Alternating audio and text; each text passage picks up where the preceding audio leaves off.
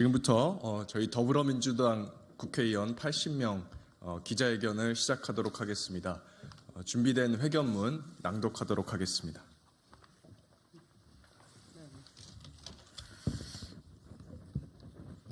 네, 낭독하도록 하겠습니다.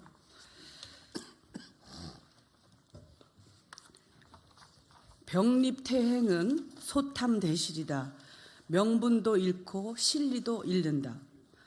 민변, 참여연대, 전국여성농민의 총연합회, 한국진보연대 등 제시민사회단체 대표 234명이 23일 오전 11시 정치개혁과 연합정치를 위한 시민회의를 발족하고 이번 총선에서 윤석열 정부 견제 심판을 위한 민주개혁 진보 대연합을 구체화하기 위해서 연석회의를 민주당과 모든 진보 개혁 정당들에게 제안하였습니다. 우리 민주당 의원들은 제시민사회단체가 일치된 목소리로 제시한 위 제안을 지지, 환영하고 우리 민주당이 선거연합 논의에 적극적으로 임해야 한다고 생각합니다. 이번 총선은 집권 1년 반 만에 국정 운영과 민생을 파탄의 지경으로 몰아넣은 윤석열 정부를 중간 평가하고 이를 견제 심판하는 선거가 되어야 합니다. 그래야만 앞으로 3년 동안 대한민국 공동체가 더 나락으로 떨어지는 것을 막을 수 있습니다. 그럼에도 불구하고 최근 정치공학적인 제3지대 빅텐트론, 정책과 가치보다는 단순한 인물 대결 구도를 부각시키는 일부 시도 등으로 총선 구도가 흔들릴 조짐이 보입니다. 민주당이 국힘과 야합해서 병립형으로 돌아간다면 민주진영 분열에 명분을 주는 것이며 윤석열 심판 민심을 분열시키는 악수 중의 악수입니다. 대의명분 없는 약속 대련이라는 프레임으로 공격 대상이 될 수밖에 없으며 선거 기간 내내 제3지대 그리고 시민단체 등의 공세에 시달리게 될 것입니다.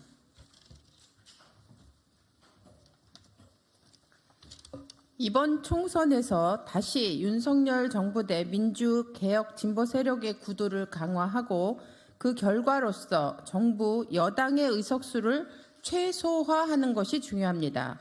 특히 위 민주개혁 진보 대연합 제안은 지역구에서의 연합, 정책 연합, 비례후보 추천에서의 연합 등을 포괄하고 있습니다.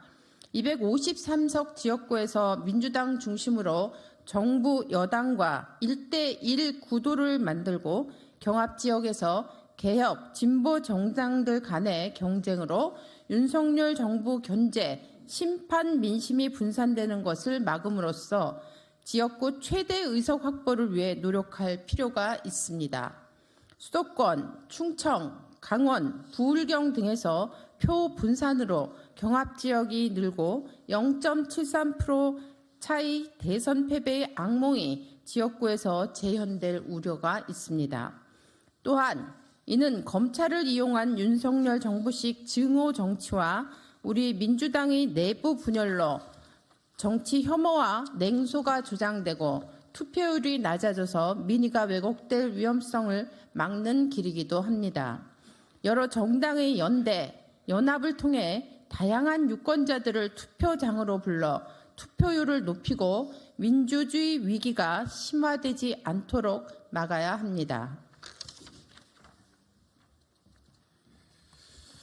마지막으로 이는 우리 민주당이 한 국민과의 정치개혁 약속을 지키고 22대 국회에서 정책연합을 통해 저출생, 기후위기, 경제위기 등에 적극적으로 대처함으로써 국민의 민주당에 대한 정치 효능감과 신뢰를 되찾는 방법이기도 합니다.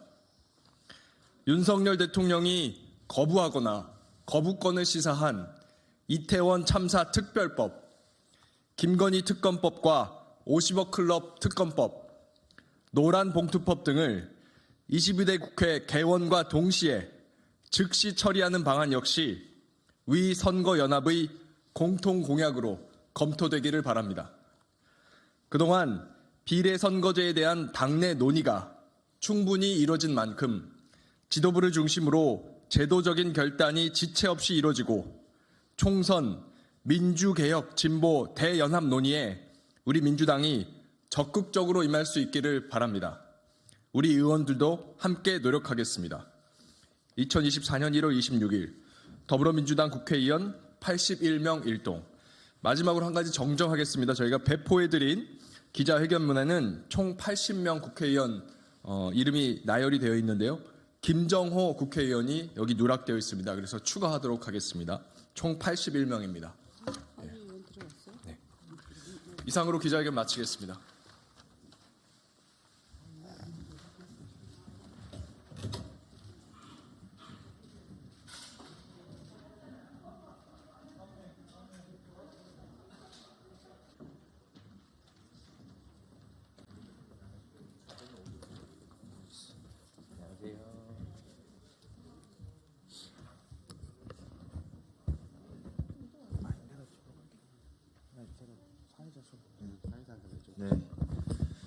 네, 안녕하십니까. 정의당 비대위 집행위원장 정재민입니다. 어제 정의당 당원 총투표를 거치고 나서 녹색당과 정의당이 선거연합정당을 결성하는 절차가 마무리되었습니다. 그래서 오늘 새롭게 정해진 당명에 대한 당명을 발표하고 PI를 발표하는 기자회견을 진행하도록 하겠습니다.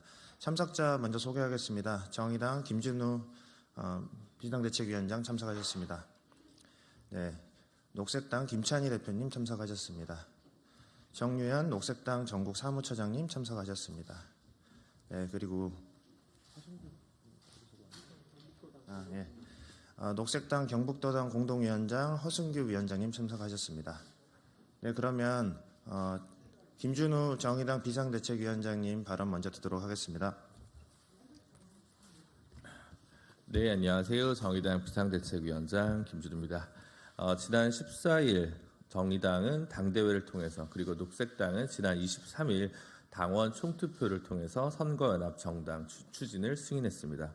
그리고 어제까지 진행된 정의당 당원 총투표를 통해서 선거연합정당의 당명을 녹색정의당으로 하기로 결정이 되었고요. 저 김준우 비상대책위원장은 선거연합정당인 녹색정의당의 공동대표 중 정의당 측 대표로 선출이 되었습니다. 녹색정의당을 함께 책임질 정의당 측 대표로 선출해 주신 당원 여러분들께 먼저 깊은 감사의 말씀을 드립니다.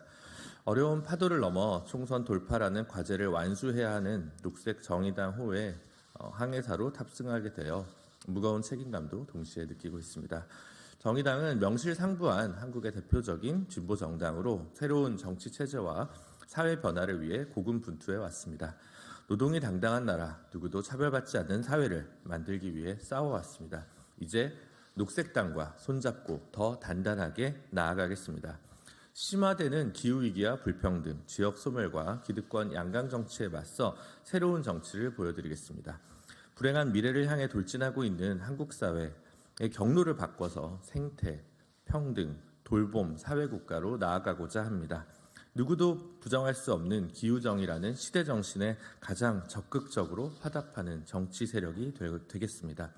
낡은 정치 체제를 넘어 희망의 제7공화국 운동을 통해 한국 사회의 새로운 상식을 만들겠습니다. 이제 정의당과 녹색당이 함께하는 선거연합정당 녹색정의당이 새롭게 출발하기 위한 각 당내 절차를 모두 마쳤습니다. 신발끈을 다시 조이고 2월 3일 선거연합정당인 녹색정의당의 출범대회를 시작으로 기후위기와 불평등에 맞서는 힘찬 발걸음을 내디딜 것입니다. 새롭게 출발하는 녹색정의당의 시민 여러분의 관심과 지지, 응원과 격려를 부탁드립니다. 감사합니다.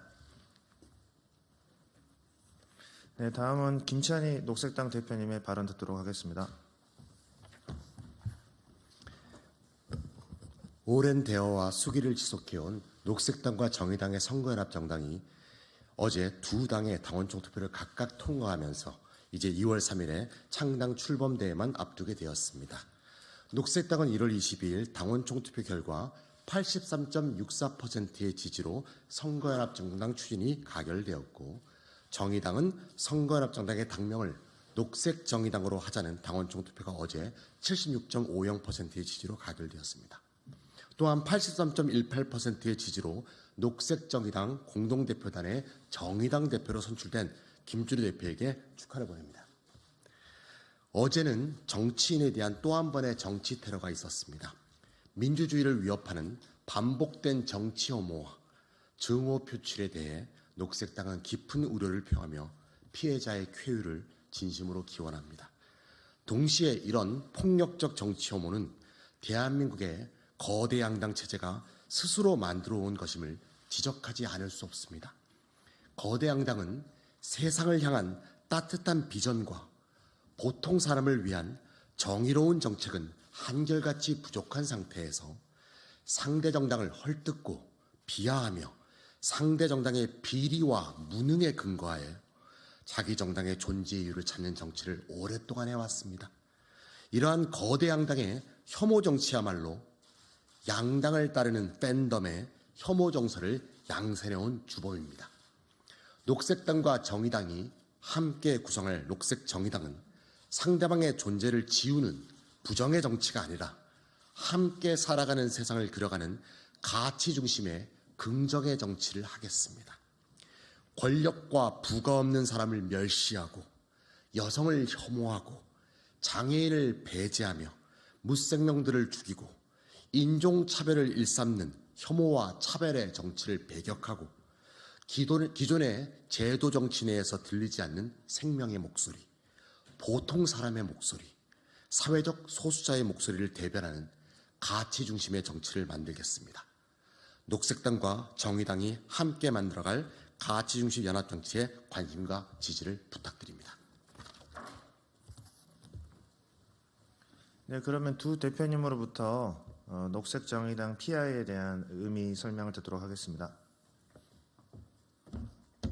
네, 먼저 녹색정의당은 글자의 레터링의 의미에 대해서 설명을 드리겠습니다. 글자가 이렇게 꺾이는 부분은 매우 부드럽게 처리되어 있습니다. 이것은 동시에 가로획은 매우 날카롭게 만들어서 부드럽지만 동시에 담대하게 나아가자는 그런 형상을 담고 있습니다. 또 많은 이들을 부드럽게 포용하자는 의미이자 진보정당의 날카로운 새로운 도전을 함께 함축하는 의미로 레터링을 새로 만들었습니다. 또 정의당의 포인트 단어인 의의 단어를 보면 의가 미끄럽게 이렇게 전진하면서 부드럽게 포용한다는 이미지를 잘 표현하고 녹색당 로고에 나아가는 듯한 모양을 함께 병기함으로써 함께 그런 효과를 거두고 있는 레터링이다, 이렇게 설명을 드릴 수 있을 것 같습니다. 이어서 심볼에 대해서 김준우 대표님이 말씀이 있겠습니다.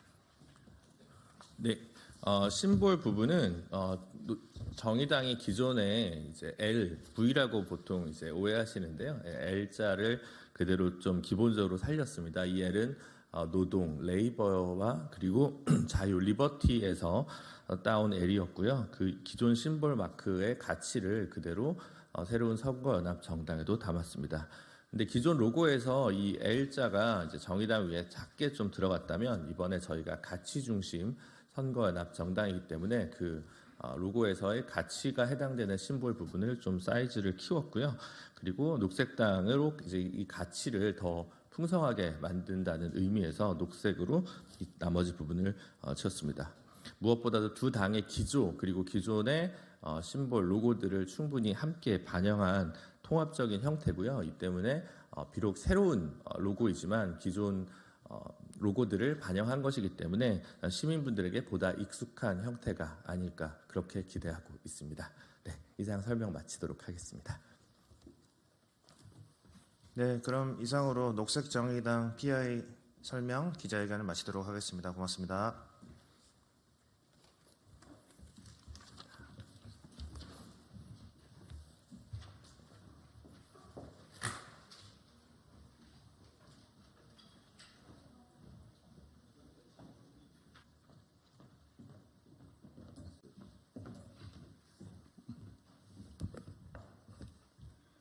예, 안녕하세요.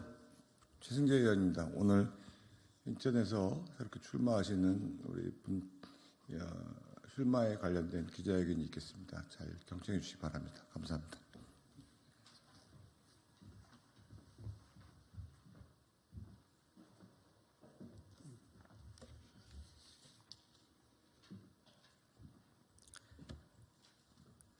사랑하는 국민 여러분, 그리고 존경하는 인천 서구울 주민 여러분, 인천 서구울 국민의힘 국회의원 예비후보 염광호입니다. 먼저 이 자리에 함께해 주신 기자 여러분, 그리고 생계 현장에서 열심히 일하고 계신 국민 여러분들께 진심으로 감사드린다는 말씀 드립니다. 그리고 이곳에서 공식 출마 선언을 할 수 있도록 도움 주신 최승재 의원님께도 깊은 감사를 드립니다. 저는 오늘 우리 당에 대한 무한한 자랑스러움을 느낍니다. 국민의힘은 건국, 산업화, 민주화를 상징하는 이승만, 박정희, 김영삼 전 대통령님의 정신을 잇고 있습니다. 저는 이 정신을 최선을 다해 잇고 미래 남북 통일과 초인류 국가를 건설하는 데 제 모든 노력을 아끼지 않겠습니다. 새롭게 국회의원이 되려고 하는 이는 새로운 국민적 열망을 담을 준비가 되어 있어야 한다고 생각합니다. 저는 국민의힘에서 저를 공천해 주시길 간절히 원하고 있습니다. 그 이유는 대한민국의 정신과 목적 의식을 재정립하길 희망하기 때문입니다. 사랑하는 동료 시민 여러분, 대한민국은 전례 없이 우리 존재를 위협하는 4가지 위협을 마주하고 있습니다. 국민들이 피부로 느끼는 생계의 어려움과 불행감, 이것을 통한 청년 세대의 저출산 그리고 노령화, 북핵 위기 및 북중러에 이미 시작됐거나 잠재적인 도발과 전쟁의 위협, 마지막으로 무한 경쟁을 통해 싸고 질 좋은 제품을 공급하는 기업처럼 운영되지 않는 현 국회 정치 서비스 체제입니다. 우린 대한민국의 국회 리더십을 새롭게 재탄생시킬 필요가 있습니다. 대한민국이 경제발전과 민주주의 구현에 있어 세계적으로 인정받는 것은 특별한 리더십들이 있었기 때문이었습니다. 우리가 지금도 확인할 수 있는 재헌국회 첫 의사 발언에는 전 국회의원들이 종교는 다르지만 하나님 앞에 예수 이름으로 다 함께 간절히 기도한 내용이 있습니다. 그로부터 76년이 지났습니다. 윤석열 대통령께서는 자유라는 국가의 최상위 이념을 다시금 튼튼히 하고 그 위에 허리띠를 다시 졸라매 국가의 재무 건전성을 새로이 하는 한편 유례가 없는 한미 핵협의그룹 창설을 통해 국가의 가장 근본적인 것들을 다시 재정비하고 계십니다. 존경하는 동료 시민 여러분, 저는 2024년 신년사에서 출마 의사를 밝히며 다음에 4가지 정치적 사명을 가족, 지인분들께 말씀드렸습니다. 첫 번째, 마약입니다. 저는 외국에서 밀수되고 있는 마약도 심각하게 인식하고 있지만 국내에서 의료진들에 의해 무분별하게 처방되고 있는 마약류 의약품을 더 심각하게 보고 있습니다. 저는 국회에 들어가 관련 법령을 정비하여 의료진이라 할지라도 강력하게 처벌하고 국가 내부에서부터 마약 유통을 근절해 갈 수 있는 풍토를 조성해 나가겠습니다. 두 번째, 출산 장려금 1억 현금 지급입니다. 이제는 출산이 남녀가 결혼하면 가정 내에서 알아서 해결해야 하는 문제라는 생각을 버려야 합니다. 출산을 하나의 직업적 영역으로 보고 국가가 정부 예산을 역대 어느 때보다 적극적이고 과감하고 날카롭게 집행해야 합니다. 출산 장려금 1억 현금 지급은 불가능한 포퓰리즘 정책이 아닙니다. 2023년 저출산 대응 예산은 약 50조 원이었습니다. 2022년 총 출생아 수는 약 25만 명이었습니다. 이 25만 명에게 1억씩 지급을 해도 25조가 남습니다. 그리고 1억을 일시불로 가정에 지급했을 때 부동산 투자나 다른 목적으로 사용할 수 있으므로 정부 예산을 가정에서 온전히 자녀 양육을 위해 사용할 수 있게 출산 양육 연금 공단을 설립하겠습니다. 매달 약 500만 원을 출산 양육을 위해 연금식으로 지급받을 수 있도록 하겠습니다. 이 혜택은 미혼모, 미혼부 모두에게 적용될 것입니다. 세 번째, 동성애입니다. 동성애 옹호 및 동성결혼 합법 사전 정지를 위한 입법 시도가 있습니다.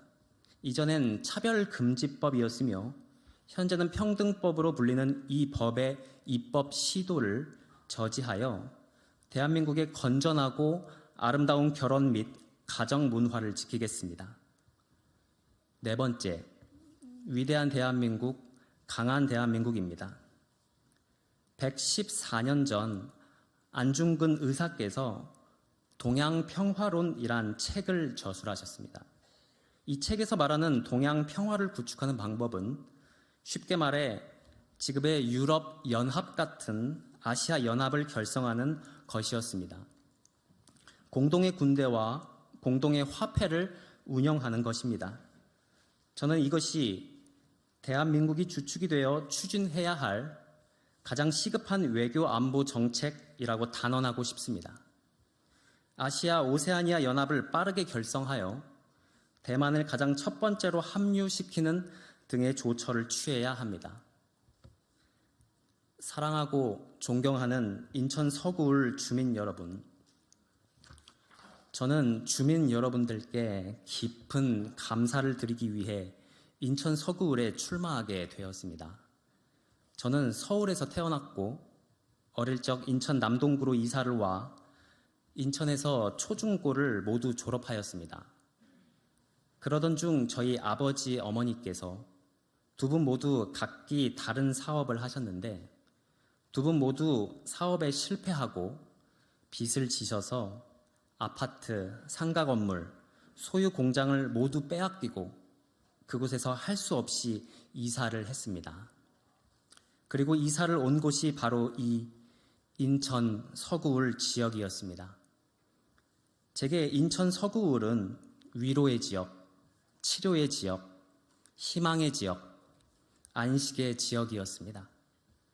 저는 당시 군생활 중이었습니다. 아버지는 사업을 다시 시작하기 위해 안간 힘을 쓰셨고 어머니는 여러 고깃집들을 전전하시며 불판을 닦으셨습니다.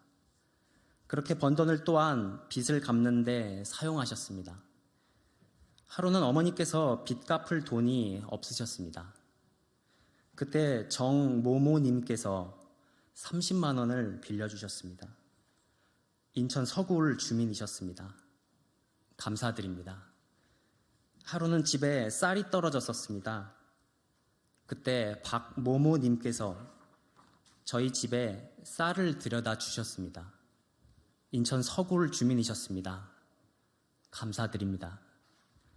저희 가정이 이제는 많이 일어나 경제적, 심리적으로 안정을 되찾게 되었습니다. 모두 인천 서구울 주민 여러분 덕분입니다.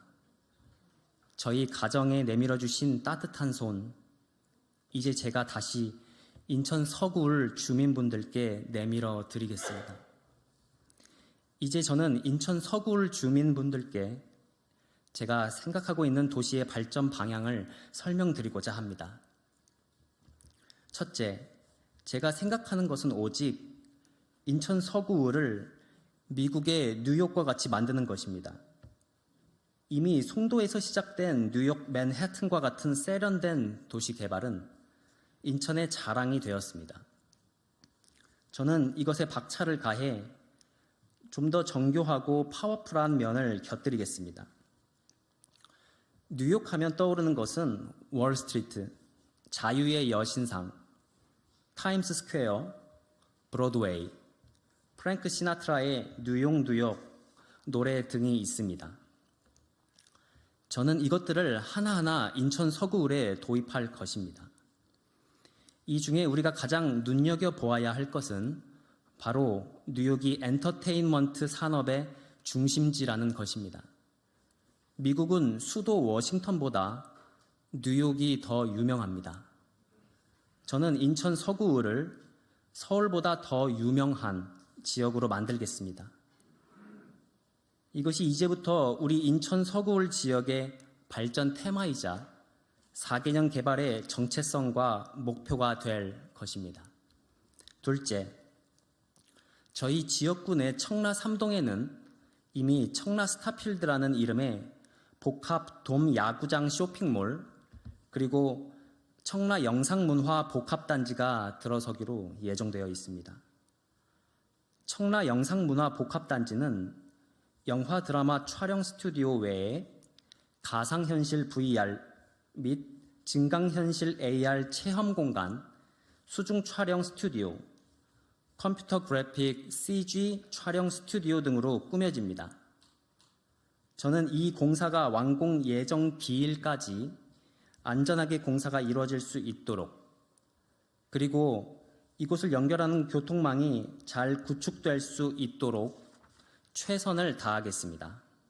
셋째, 저는 청라 3동부터 검단 신도시까지를 벨트화하여 이곳에서 대한민국 아카데미 시상식을 개최하고 사전에 영화제 및 파티를 열겠습니다. 그리고 시상식의 주간 방송사를 KBS로 하겠습니다. 저는 이 시상식을 단순한 시상식이 아닌 미국 아카데미 시상식 및 영국 아카데미 시상식과 연계하여 문화 안보 차원으로 육성해 나가겠습니다. 저는 2023년 홍콩 국제영화제 초청으로 홍콩에 다녀왔고 2022년에는 부산국제영화제 초청으로 부산을 다녀왔습니다. 영화제에 참석하면서 저는 굉장한 이야기를 들었습니다. 현재 문화 패권 전쟁이 영화 분야에서 일어나고 있다는 것이었습니다. 그 대결 구도는 중국과 한국을 중심으로 한 아시아 연합전선이었습니다. 공산주의 국가 중국도 그렇고 무슬림 국가 말레이시아, 이란 등 거의 모든 아시아 국가에서는 영화가 시나리오 단계에서부터 검열이 이루어지고 있습니다. 그 억눌린 영화 연출의 욕구가 부산국제영화제에서 주로 분출되고 있습니다. 그래서 저는 부산국제영화제와 연계하여 대한민국 아카데미 시상식을 개최하는 것은 굉장히 의미가 크다고 생각하고 있습니다. 마지막으로 대한민국을 축복하며 공식 출마 선언을 마치고 싶습니다. 하나님, 대한민국을 축복하여 주시옵소서. 감사합니다.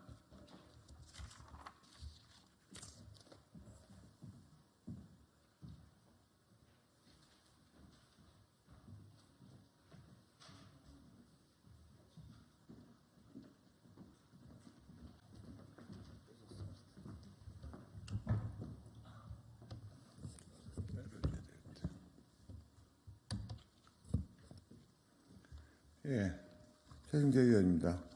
오늘 이번 총선에 출마하신 분 한 분 더 출마에 관련돼서 소개시켜드리겠습니다. 언론인 출신이시고요. 현재 백석스 정책연구소 소장님이십니다. 용호사연구에서 이번에 출마 예비 후보로 등록하셨습니다. 백석스 정책연구소의 김정현 후보십니다.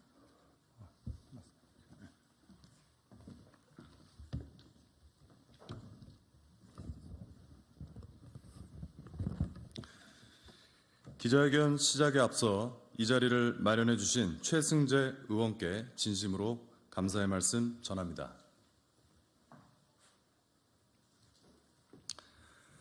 어제 제가 도전하는 용산 지역구 현역 권영세 의원 모친께서 별세하셨다는 안타까운 소식을 전해드렸습니다. 권영세 의원께 심심한 위로의 말씀 전합니다. 존경하는 국민 여러분, 그리고 용산구 주민 여러분, 21대 국회는 대한민국 헌정사상 최악의 국회였습니다. 선거 조작 의혹으로 시작해 입법 독재의 절정으로 치닫고 있는, 일각에서는 태어나지 말았어야 하는 국회였다는 말까지 나오고 있습니다. 최승재 의원 같은 소수를 제외한 대다수 국회의원들은 국민의 권익 보호에 무관심과 침묵으로 일관했습니다. 국민에게는 자유권, 평등권, 참정권, 청구권, 사회권 등 국가로부터 보호받아야 할 5대 권리가 있음에도 불구하고 이런 기본적인 권리조차 보장받지 못하고 참고 살아야 했던 우리 국민들의 속은 멍들고 심장은 갈기갈기 찢어졌습니다. 지난 정부는 중국에서 우한 폐렴이 발생했을 당시 국가 차원의 초기 방역을 하지 않아 국가적 재난을 초래했습니다. 또 과학적 방역이 아닌 정치적 방역으로 국민을 통제하고 갈라치기 하는 등 백신 패스를 통해 임상실험 기간도 충분히 갖지 않은 급조된 백신 주사를 강제로 맞게 하여 수많은 부작용 사망자와 중증 환자를 만들었습니다. 지난 정부와 국회는 스스로 판단하고 스스로 생각하는 능력을 상실한 게 아닌가 의심이 들 정도로 무능하고 무력했습니다. 2주 전 미국 의회에서는 코로나 팬데믹과 관련한 아주 놀랄만한 증언이 있었습니다. 바로 팬데믹 때 방역 정책을 주도했던 미국 앤서니 파우치 전 백악관 보건수석 보좌관의 증언이었습니다. 한국의 방역 당국이 하나님 말씀처럼 믿고 따랐던 미국 CDC 6피트 1.8m 사회적 거리 두기가 과학적인 근거에 기반해 결정된 것이 아니라 어쩌다 보니 그렇게 됐다는 황당한 증언이 앤서니 파우치 박사의 입을 통해 나온 것입니다. 의회에서 의원의 질문에 거짓 증언할 수 없어 진실을 말하고 만 것입니다. 여러분, 사회적 거리 두기와 마스크 쓰기가 바이러스 전염을 막을 수 없다고 얼마나 많은 전문의들이 주장을 했습니까? 또 이들의 주장이 유튜브에 의해서 무차별적으로 삭제될 때 표현의 자유와 국민 안전을 위해 문제를 제기한 국회의원이 누가 있었습니까? 비과학적인 정치 방역과 언론의 호들갑으로 이태원 상인들이 추풍 낙엽처럼 쓰러지고 예배를 드리는 교회 성도 및 성소수자들이 악마화될 때 이들 편에 선 국회의원이 누가 있었습니까? 22대 국회에서는 똑같은 비극이 반복되어서는 안 됩니다. 오직 국민들께서 총선에 관심을 기울이고 적극적으로 참여하실 때 비로소 이 비극의 고리를 끊어낼 수 있다고 여러분께 호소의 말씀드립니다. 코로나19 진상규명 시민연대에 따르면 지금까지 백신 접종 누적 사망자는 2,595명, 주요 이상 반응 신고 건수는 28,224명, 전체 이상 반응 신고 건수는 48만 3,446건입니다. 질병관리청 통계 자료를 보면 코로나 백신을 맞은 뒤 숨진 까닭에 피해 보상을 신청한 2,000건 가운데 보상을 받은 경우는 겨우 23건, 1.2%에 불과합니다. 국가의 예산도 크게 낭비됐습니다. 유효 기간이 지나 폐기된 백신은 1,872만 회분입니다. 금액으로 환산하면 약 1조 원의 규모입니다. 질병관리청은 2021년부터 코로나19 백신 구입 비용으로 7조 5,567억의 예산을 쓴 것으로 알려져 있습니다. 만약 이 금액을 민생 경제를 살리는 데 썼다면 우리 서민 경제는 지금보다 훨씬 주머니 사정이 좋았을 것입니다. 21대 국회는 2021년부터 피해보상 관련 법안을 앞다퉈 발의했습니다. 현재 국회에 발의된 관련 법안은 코로나19 백신 접종 피해보상 특별법 제정안 3개, 감염병 예방 및 관리에 관한 법률 개정안 16개가 있지만 위 법안들은 21대 국회가 종료되어 감에 따라 자동 폐기될 위기에 놓여 있습니다. 발의만 해놓고 통과시키지 않아 생색만 내고 결과가 없다는 비판이 끊이지 않고 있습니다. 저 김정현은 국민의 권익을 위해 국회에 반드시 입성해야겠습니다. 지난 국회가 보호하지 못한 국민을 위해 싸워야 하겠습니다. 국민의 권익을 유린하는 거대 카르텔과 정면으로 붙어야 하겠습니다. 존경하는 국민 여러분, 그리고 용산구 주민 여러분, 이제는 패기 넘치는 열정과 에너지로 국가 혁신을 꿈꾸는 정치 신인에게 기회를 주십시오. 저 김정현에게 기회를 주십시오. 용산과 민족과 미래 세대를 위해 제가 이 한 몸 던질 수 있게 도와주십시오. 여러분께서 저를 국회로 보내주신다면 저 김정현은 민생을 첫째로 살피겠습니다. 우리 용산구민들에게 가장 중요한 것은 첫째도 민심, 둘째도 민심, 첫째도 민생, 둘째도 민생, 셋째도 민생입니다. 민생 경제의 핵심은 공정한 기회 제공과 자유로운 환경 조성입니다. 용산은 국내에서 가장 많은 외국 대사관이 모여 있어 국제산업체, 학계, 연구소 등 산학연 협력 클러스터 구축에 최적인 곳입니다. 특히 용산국제업무지구가 오세훈 서울시장의 치밀한 계획하에 융복합 국제도시, 녹지 생태도시, 입체교통도시, 스마트 도시라는 목표로 완공되어 가는 가운데 서울시의 마스터 플랜과 시너지가 날 수 있는 입법안을 추진하겠습니다. 중기부는 수도권을 제외한 광역자치단체 중 4곳을 글로벌 혁신 특구로 지정할 계획을 세워 글로벌 기업 유치를 도모하고 있습니다. 용산구는 이런 추세에 맞춰 청년 스타트업 세계 진출 국제기술 거래 단지를 육성하고 용산을 반도체 설계 팹리스 특구로 유치하겠습니다. 65세 이상 민관 자문활동 장려 정책을 확대하겠습니다. 도시 재생을 통한 용산만의 Y컬처 육성 정책을 펼치겠습니다. 건설 및 부실 공사에 대한 국회 민간 합동 행정감사실을 운영하겠습니다.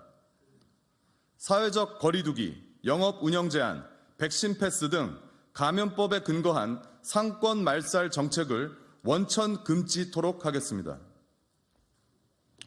저 김정현은 국민보호 우선주의를 실천하겠습니다. 국민이 보호받아야 할 가장 중요한 2가지는 생명과 재산입니다. 중국인들의 2023년 상반기 국내 토지 보유 필지가 72,180건으로 파악됐습니다. 2016년 12월보다 3배 넘게 증가한 수치입니다. 중국인들의 국내 보유 토지는 지난해 상반기 기준 약 2,082만 제곱미터, 7년 사이 1.3배 늘은 수치입니다. 대한민국의 주인은 한국인인데 중국인 소유의 건물에서 새들어 살아야 하는 한국인이 점점 늘고 있는 것입니다. 제게 기회를 주신다면 용산구 상권에 한국인 쿼터제를 도입해 용산을 한국인이 가장 살기 좋은 지역으로 만들겠습니다. 또 용산 국민추모 기념관 설립을 추진하겠습니다. 용산 참사, 이태원 참사와 같은 비극이 또다시 일어나지 않도록 준전시 수준의 국가 안전망 구축에 힘쓰겠습니다. 마약 제조, 유통, 판매 사범에게 법정 최고형 입법 추진하겠습니다. 자국민 보호 특별법 제정을 통해 자국민이 외국 기업 또는 국가의 생명이나 경제권에 심각한 피해를 입었을 시 외국 기업 또는 국가의 국가 책임제로 국제재판 법률 지원 제도를 만들겠습니다. 전자개표기처럼 해킹 및 데이터 조작을 통한 금융피해 가능성이 있는 CBDC 도입을 저지하겠습니다. 용산을 가장 믿고 신뢰할 수 있는 기술, 경제, 안보의 허브로 만들겠습니다. 미국 우선주의를 주장해온 트럼프 미국 전 대통령이 재선할 경우 한미 군사 안보 동맹에 대한 한국의 대응 전략은 미리 공론화해 국민적 공감대를 얻어야 하는 중대한 사안입니다. 그동안 한국은 안보 따로, 경제 따로, 안보는 미국과 경제는 중국과 긴밀한 관계를 맺는 등 현실과 맞지 않는 기형적 한미동맹 체제를 구축해 왔습니다. 산업기밀 유출 피해는 심각한 수준입니다. 5년간 25조 원이 넘는 피해를 입었습니다. 다른 국가들은 산업 스파이에 대해 빠르게 대처 중입니다. 미국 FBI는 자국 내 중국 산업 스파이가 10년 사이 1300% 증가했다고 밝혔으며 지난해 영국 보안국과 공동 기자회견을 열고 중국 산업 스파이 위협에 대해 기업들에 경고한 바 있습니다. 또 산업 스파이가 간첩죄로 가중처벌 받도록 법률을 개정했습니다. 본래 기술 유출 범죄는 관련법에 따라 최대 18개월 실형 선고만 가능했으나 간첩죄 가중 처벌이 가능해지면서 최대 33년 9개월의 실형을 선고받을 수 있게 된 것입니다. 기존 대비 형량 22배 넘게 증가한 것입니다. 우리도 법안 개정을 통해 특히 산업 스파이에게는 가중 처벌을 해 기술 유출을 철저히 막고 기술 우방국들과 신뢰 관계를 구축해야 합니다. 제가 국회의원이 된다면 한미 군사 동맹을 경제 동맹, 기술 동맹까지 확대 강화해 한미 동맹 신뢰 프로세스를 한 단계 격상시키겠습니다. 한미 신뢰 프로세스를 기반으로 자체 핵무장을 추진하고 여성 군사 기초 훈련 의무화를 통해 군사력 증진을 도모하겠습니다. 한미 전략 기술 공동 특허에 대한 산업 스파이는 간첩법을 적용해 처벌을 3배 강화하겠습니다. 존경하는 국민 여러분, 그리고 용산구 주민 여러분, 저 김정현은 인구 소멸과 국가 소멸의 단계로 들어서고 있는 한국을 반드시 재건하겠습니다. 여성가족부는 약 1조 5천억 원 이상을 집행하지만 남녀 갈등을 불러일으키는 주범이라는 오명을 쓰고 폐지해야 한다는 여론의 문매를 막고 있습니다. 저는 여가부를 국민자녀교육보험공단으로 전환해 막대한 예산을 다자녀 교육비로 국가가 지원하는 대국민 자녀 돌봄 서비스를 제공할 수 있도록 추진하겠습니다. 여성가족부를 국민자녀교육보험공단으로 개편하는 등 45세 미만, 2자녀 미만 여성을 대상으로 난자냉동 국가 지원 사업을 추진하겠습니다. 사교육 보험 혜택 제도를 마련해 다자녀 가정 아이들에 대한 교육의 질과 양을 모두 늘리도록 하겠습니다. 마지막으로 단 한 표의 조작도 일어날 수 없는 간단하고 투명한 선거 제도를 구축하겠습니다. 자유민주주의 국가에서 선거 조작이 가능하다는 것은 민주주의 체제가 붕괴됐음을 의미합니다. 국제사회에서 신용할 수 없는 국가가 됐다는 의미이기도 합니다. 이 문제를 한시라도 빨리 바로잡지 않으면 앞서 말했던 한미동맹 신뢰 프로세스는 하늘이 두 쪽 나도 구축될 수 없을 것입니다. 대한민국의 자체 핵무장은 물론 군사 핵심 기술 공유도 받을 수 없는, 신용할 수 없는, 믿을 수 없는 국가로 전락하게 되는 것입니다. 저 김정현을 국회로 보내주신다면 용산의 대표 시민으로서 용산을 그리고 나아가 대한민국을 국제사회에서 가장 믿을 수 있는 나라로 만들겠습니다. 용산구를 가장 신뢰할 수 있는 도시로 만들겠습니다. 대만처럼 100% 당일 투표, 당일 수개표로 바꾸겠습니다.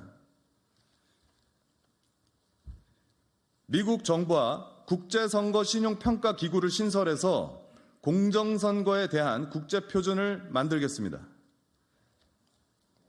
여성기초 병역 의무화가 시행되면 병역 의무 또는 그에 준하는 대체복무를 이행한 자에 한하여 선거권을 부여하겠습니다.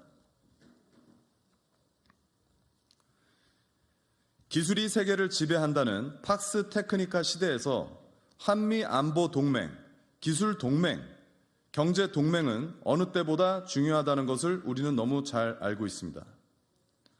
미중 패권 전쟁으로 혼란스러운 이 시대에 한미 동맹 신뢰 프로세스 구축이야말로 대한민국을 G2로 만들 수 있는 가장 안정적이고 확실한 방법이라고 할 수 있겠습니다. 한미 동맹 신뢰 프로세스를 기반으로 저력이 있는 우리 국민들은 세계에서 가장 빛나는 1등 시민이 될 수 있습니다. 머지않아 세계 경제 규모 5위의 위치에 올라설 수 있다고 저는 감히 확신합니다.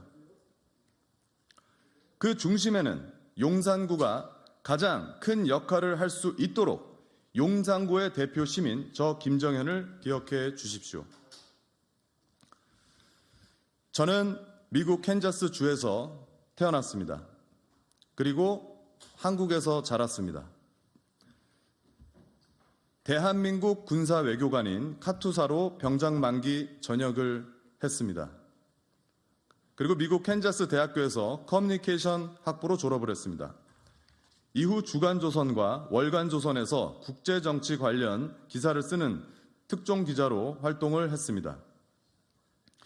월간조선에서 퇴직 후 스타트업 기업을 세워 국내 제조사와 공동 연구를 통한 제품 개발 및 해외의 주요 도시와 국내 기업의 큰 계약을 성사시키는 국제적인 기업 활동을 했습니다.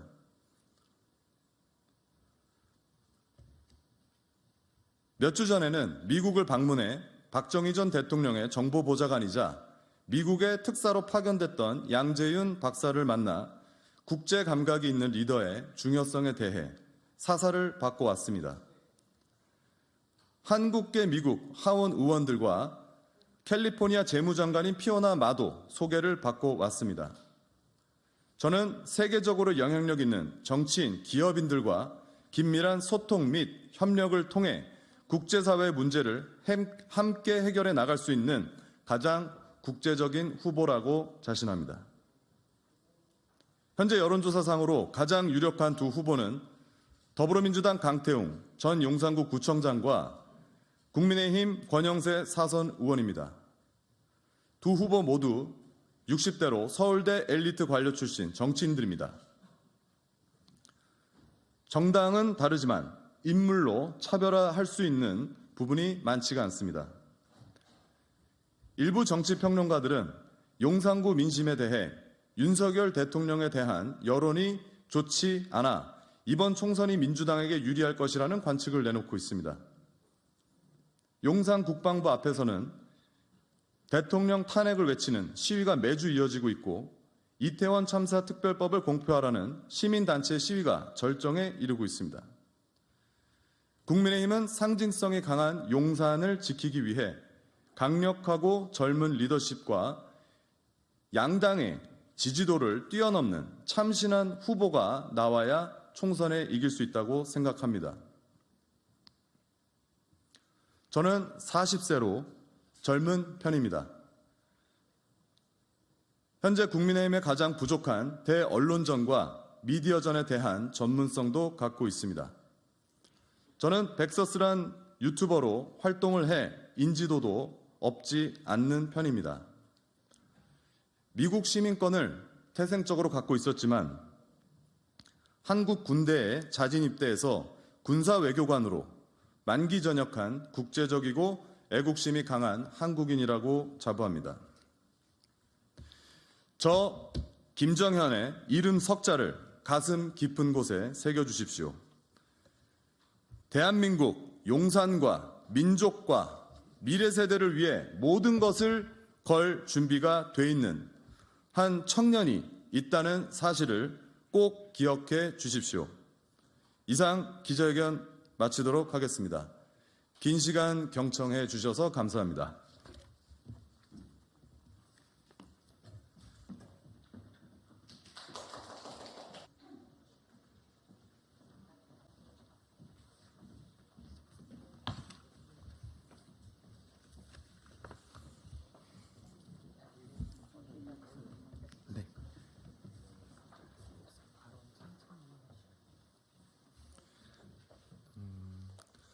네, 예정된 시간이 조금 지났지만 진보당 기자회견 진행하겠습니다. 오늘 기자회견은 그런다고 애 안 낳습니다. 거대 양당 저출생 정책 규탄 청년진보당 기자회견입니다. 사회를 맡은 저는 진보당 부대변인 박태훈입니다. 오늘 기자회견 순서는 신승용 진보당 경기 광주시갑 후보님께서 최근 한 달 전에 아이를 낳는 경사가 있었습니다. 그래서 먼저 발언을 해주실 거고요. 이어서 청년진보당 홍희진 대표님께서 기자회견문 낭독하시겠습니다. 중간에 사회 없이 이어서 바로 진행하겠습니다.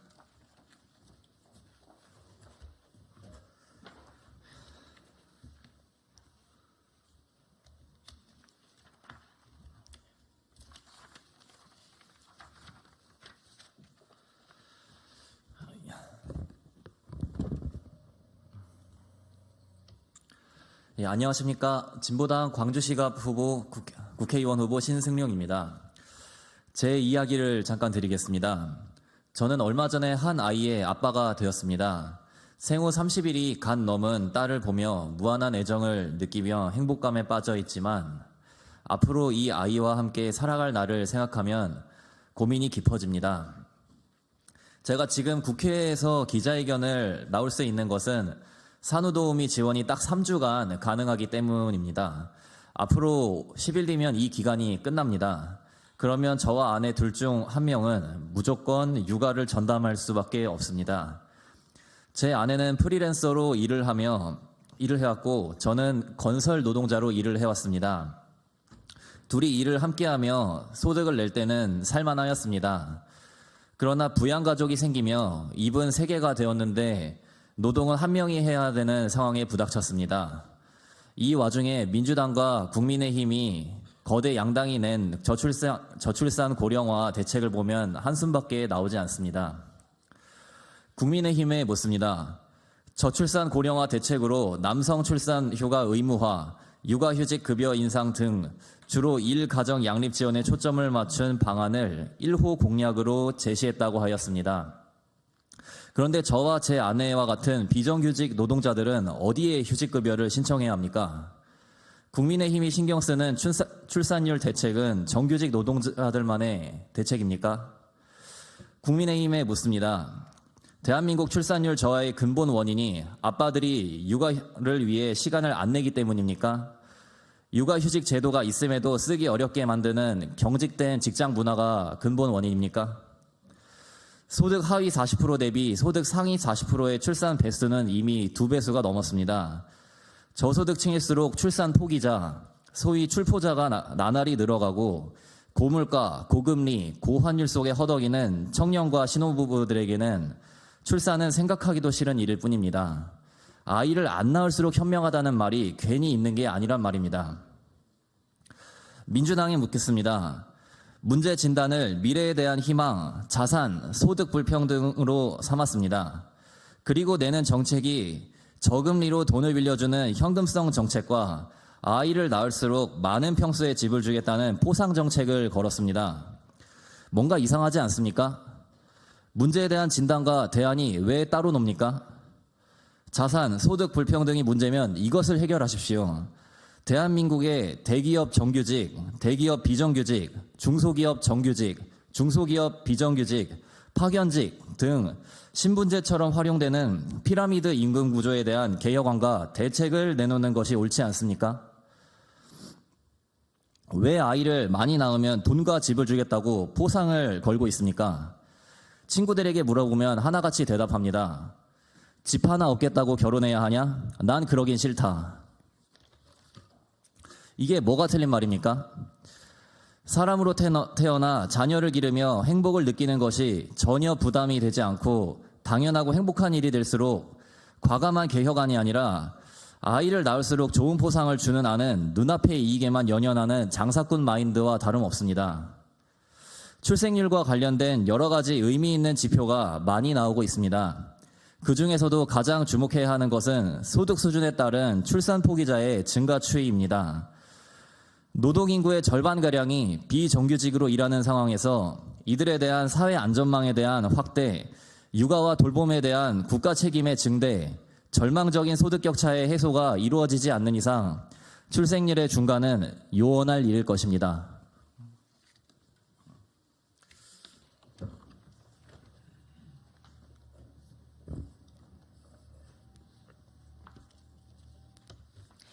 청년진보당 대표 홍희진입니다. 기자회견문 낭독하도록 하겠습니다. 그런다고 애 안 낳습니다. 지난 18일 국민의힘과 더불어민주당이 총선 공약으로 저출생 정책을 나란히 발표했습니다. 최악의 출생률, 한국 사회 소멸 등으로 표현되는 상황에서 국민들의 표심을 잡아보겠다는 시도로 보입니다.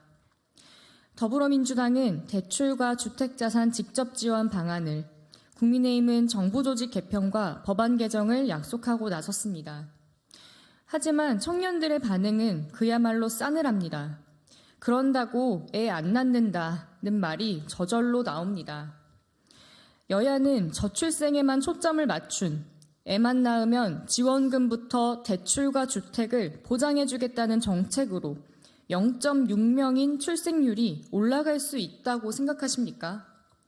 정말 이 정책들만 있으면 아이가 생기고 태어나고 길러질 수 있습니까?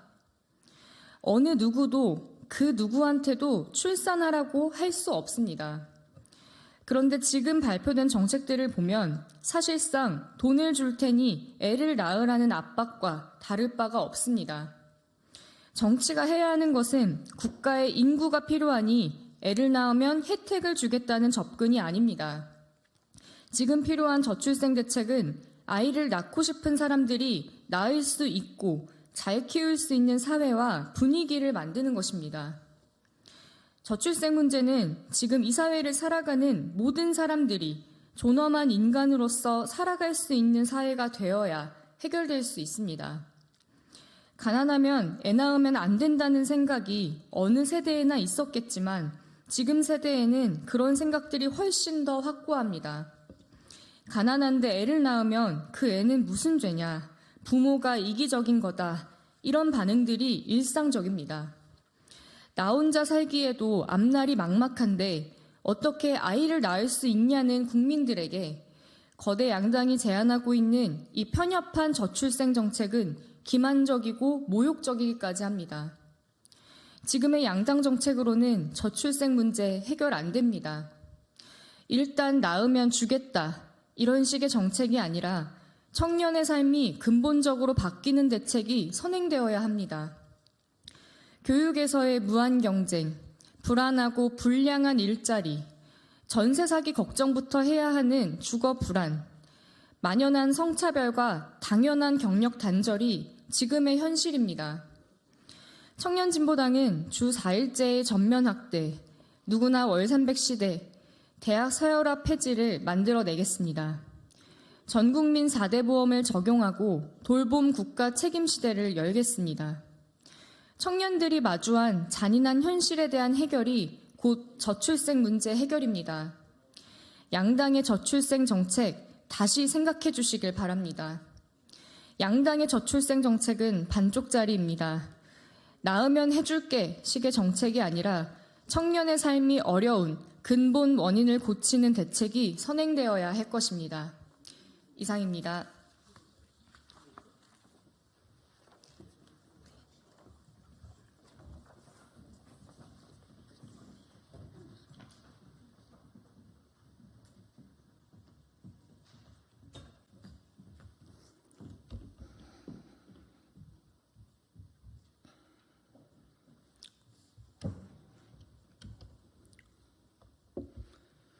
네, 시작하겠습니다.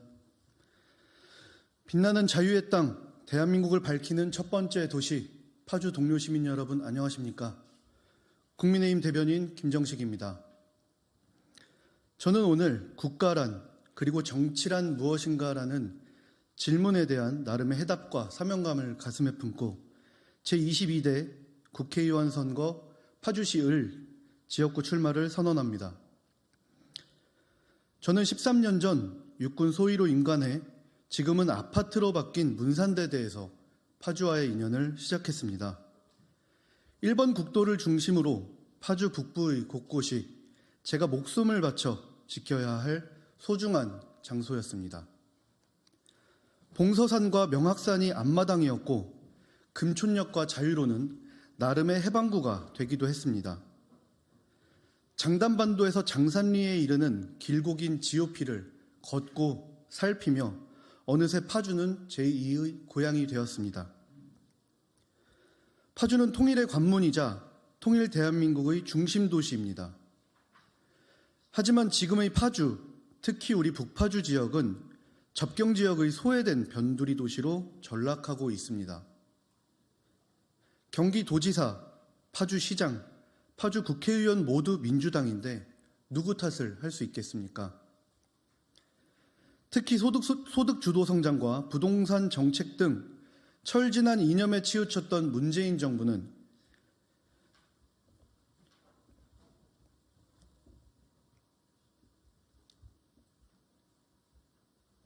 파주뿐만 아니라 대한민국을 망국의 길로 이끌었습니다. 그 시기 파주에서는 1950년 기습남침으로 대한민국을 유린한 인민군과 중공군을 추모하는 행사가 열렸고 탈북 어민이 강제로 북송당하는 일까지 발생했습니다. 다행히도 정권이 교체되었지만 정치, 경제, 문화 등 곳곳을 장악한 86 운동권 세력이 여전히 대한민국의 발목을 잡고 있습니다. 상대를 악으로 규정하고 선민의식에 빠져 국민이 틀렸다고까지 합니다. 대한민국 정치가 사류라 불리며 퇴행하는 동안 우리나라가 처한 대외 환경은 더욱 급박해졌습니다. 세계 패권 경쟁에서 가장 큰 위협을 받는 곳은 바로 대한민국이며 그 중에서도 가장 큰 영향을 받는 지역이 파주일 것입니다. 하지만 우리는 위기를 기회로 삼아 도약하는 위대한 국민과 함께하고 있습니다. 그 국민이 그리고 파주 시민께서 이제 낡은 정치를 청산하고 새로운 대한민국을 만들어갈 새로운 인물을 원하고 계십니다. 그 뜻을 받들어 대한민국의 국익과 생존이 걸린 큰 흐름을 읽고 다시 도약하는 대한민국을 위해 헌신하겠습니다. 인간의 부족함과 불완전성을 인정하는 것, 개인의 자유와 선택, 그리고 그에 따른 책임을 중시하는 것이 보수주의라면 저는 보수주의자입니다. 비대해진 국가 권력과 행정기관을 축소하여 시장과 국민의 자유를 확대하고 정말 소외된 우리의 이웃들에게 진정으로 도움이 되는 혜택을 보장해야 한다는 것이 우파의 가치라면 저는 우파가 맞습니다. 저는 이런 정체성을 갖고 제20대 대통령 선거 경선 당시 후보와 청년 세대의 가교 역할을 한 경험이 있습니다. 중앙 정치를 보고 배우며 지역 정치를 조금 더 폭넓게 지켜볼 수 있게 되었습니다. 무엇보다 저는 부당한 권력에 맞서본 경험이 있습니다. 헌정사 최초 대통령에게 고소를 당하고 불합리한 수사를 받는 어려움을 겪기도 했지만 비겁하게 굴종하는 것이 사는 방법이 아님을, 국민과 함께 간다면 길이 된다는 것을 온몸으로 체득했습니다. 무작정 옛것을 지키자는 수구와는 과감히 결별하고 자유롭고 정의로운 대한민국을 위하여 몸과 마음을 바쳐 싸우겠습니다. 왜곡된 평등을 추구하며 대한민국을 잘못된 방향으로, 심지어 자신의 이익과 정치적 생존을 위해 대한민국을 망국으로 이끌어가는 세력에 맞서겠습니다. 과감한 혁신과 용감한 실천으로 시대적 과제를 해결하고 싶습니다. 성실하게 개인의 삶을 일구는 동료 시민의 꿈을 함께 이루고 싶습니다. 우리의 미래 세대에게 더 나은 대한민국을 물려주고 싶습니다. 당연한 지역 현안 사업을 들먹이며 대단한 것인 듯 광파는 정치 하지 않겠습니다. 파주의 발전은 얼마 남지 않은 통일시대의 기틀을 마련하는 것이기에 결코 대한민국의 발전과 떼어놓을 수 없습니다. 파주의 발전을 통해 대한민국이 다시 도약할 수 있도록, 대한민국과 함께 발전하는 파주가 될 수 있도록 젊은 시각과 열정으로 패러다임 자체를 바꾸겠습니다. 시대에 맞지 않는 특권은 모두 내려놓고 국민과 함께 나아가겠습니다. 정의롭고 공정한 정치를 약속드립니다. 감사합니다.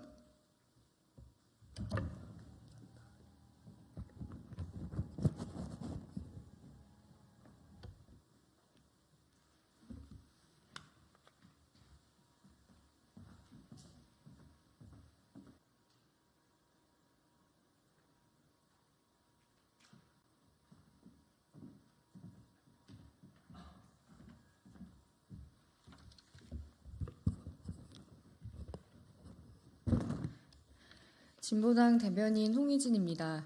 오전 브리핑 한 건 진행하도록 하겠습니다.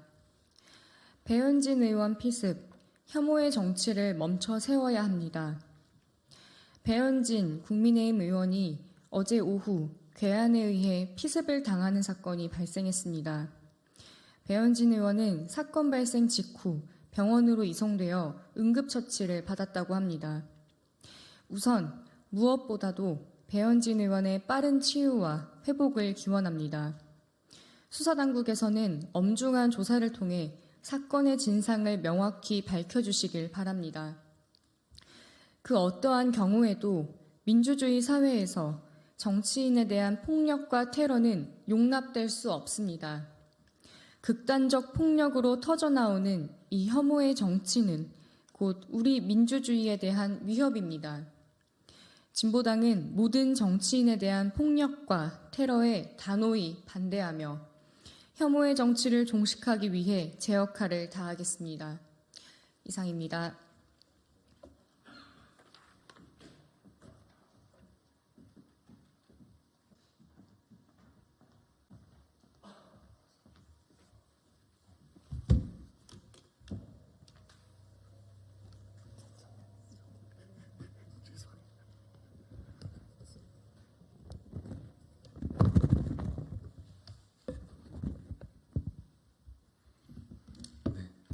진보당 부대변인 박태훈입니다. 오전 브리핑 한 건 진행하겠습니다.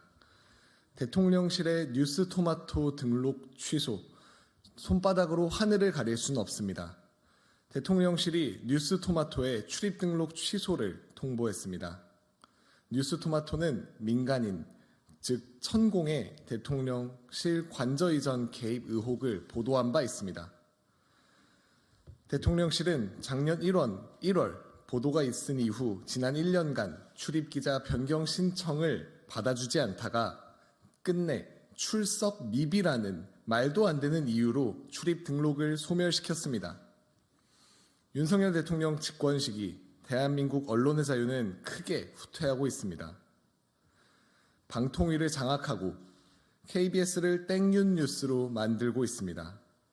서울교통공사는 전장현의 시위 현장에서 레디앙 등의 언론을 기관지라고 매도하며 강제 퇴거 조치하기도 했습니다.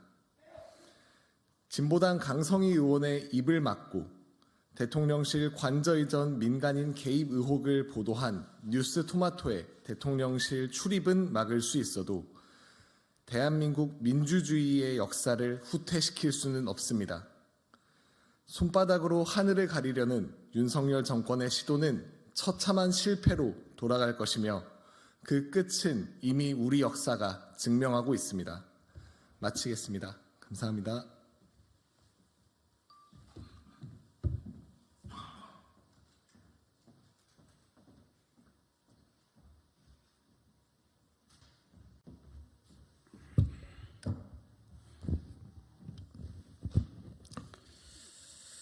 민주당 수석대변인 권칠승입니다. 두 건의 브리핑을 하겠습니다.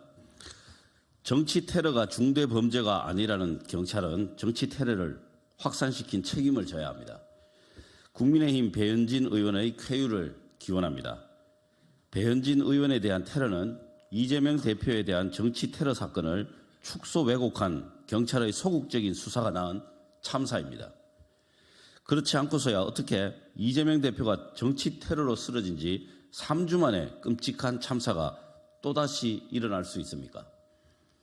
백주 대낮에 벌어진 야당 대표 피습을 중대 범죄로 규정하고 제대로 경각심을 주었다면 지금과 같은 모방 범죄가 반복될 수 있었겠습니까? 경찰이 이재명 대표에 대한 정치 테러의 파장을 축소하기 위해 소극적 수사 태도로 일관한 것도 모자라 국무조정실 산하 대테러 센터 또한 대통령이 테러로 규정한 이 대표 사건을 테러 방지법상 테러인지에 대한 결론을 아직도 내리지 않고 있습니다. 경찰이 축소 왜곡 없이 엄정하게 수사했다면 정부가 명확히 테러로 결론 내리고 중대 범죄로 제대로 조치했다면 배현진 의원에 대한 테러는 막을 수도 있었습니다. 피의자 신상, 당적, 변명문을 감추며 정치 테러범을 사고동을 통해 이 같은 범죄가 확산되고 있음을 경찰은 부정할 수 없을 것입니다. 경찰은 지금이라도 정치 테러범의 신상과 당적, 변명문 등을 공개하고 철저한 수사를 할 것을 촉구합니다. 다시 한번 국민의힘 배현진 의원의 쾌유를 기원합니다. 두 번째입니다. 법원이 다시 한번 정부를 대신해 강제동원 피해자 배상금 수령의 길을 열었습니다. 법원이 윤석열 정부를 대신해 강제동원 피해자 배상금 수령의 길을 열어주고 있습니다. 지난 23일 일본 기업 배상금을 확보하기 위해 강제동원 피해자가 제출한 일본 기업에 대한 공탁금 압류 및 추심 명령 신청서를 법원이 받아들인 것으로 알려졌습니다. 윤석열 정부의 굴욕적인 제3자 배상안이 법원에 의해서 계속 배척되고 있습니다. 법원이 다시 한번 정부를 대신해 강제동원 피해자 배상금 수령의 길을 열었습니다. 또한 법원 판결도 부정하며 일본에 면죄부를 준 윤석열 정부의 비겁함이 재차 확인된 것입니다. 법원의 판결이 최종 확정되면 일본 기업의 보증 공탁금이 피해자에게 돌아가는 첫 사례가 될 전망입니다. 그 전에 정부가 제3자 배상안을 원점으로 돌려야 합니다. 일본 정부가 대한민국 법원 판결에 대해 윤석열 정부에 항의하고 윤 정부는 그런 일본 정부를 달래고 있는 지금의 현실을 국민은 납득하지 못합니다. 윤석열 정부는 강제동원 피해자에 대한 법원 판결이 이행될 수 있도록 굴욕적인 제3자 배상안을 지금 당장 철회하십시오. 이상입니다. 수고하셨습니다.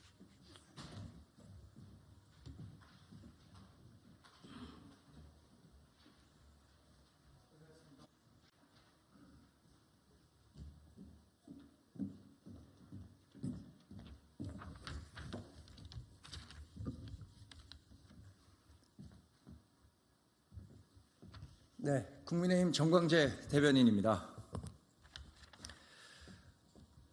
폭력이 아닌 대화, 음모론이 아닌 상식의 정치, 국민의힘이 만들어 가겠습니다. 또다시 정치 테러가 발생했습니다. 우선 정치 테러의 피해자가 된 배현진 의원의 쾌유를 기원합니다. 경황이 없는 와중에도 배현진 의원은 국민들께 너무 걱정하지 말아달라는 말을 할 정도로 강인하고 의연한 모습을 보여줬습니다. 사건 현장을 신속하게 수습한 경찰, 또 적절한 의료 조치를 한 순천향대 병원 의료진들께도 감사의 말씀을 전합니다. 민주당 이재명 대표가 부산에서 피습당한 게 불과 23일 전입니다.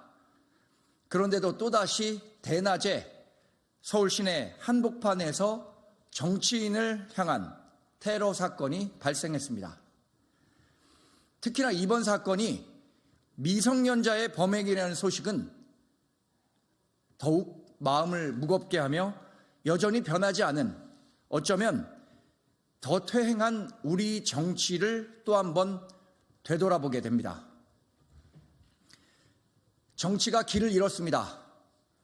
증오의 정치를 끝내야 한다고 모두가 입을 모았지만 상대 진영을 향한 말에는 여전히 날이 서 있고 극단적 성향의 강성 지지층만을 바라보는 구태 정치가 횡행하고 있습니다. 터무니없는 음모론, 또 근거 없는 가짜 뉴스까지 동원해 상대방의 인격을 말살하려 들며 여전히 사회적 갈등을 조장하고 있습니다. 국민의힘은 이번 사건을 매우 엄중하게 받아들이며 수사기관이 모든 사실을 신속하고 명확하게 밝혀줄 것을 촉구합니다. 하지만 이와 동시에 확인되지 않은 추측과 음모론 등에 의해 사건의 본질이 흐려지는 일은 결코 있어서는 안 됩니다.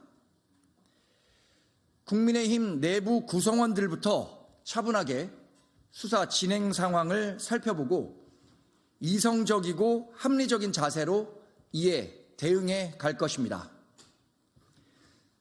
정치는 반드시 바뀌어야 합니다. 폭력이 아닌 대화, 음모론이 아닌 상식에 기반한 정치가 뿌리내릴 수 있게 국민의힘은 끝까지 노력하겠습니다. 감사합니다. 수고하셨습니다.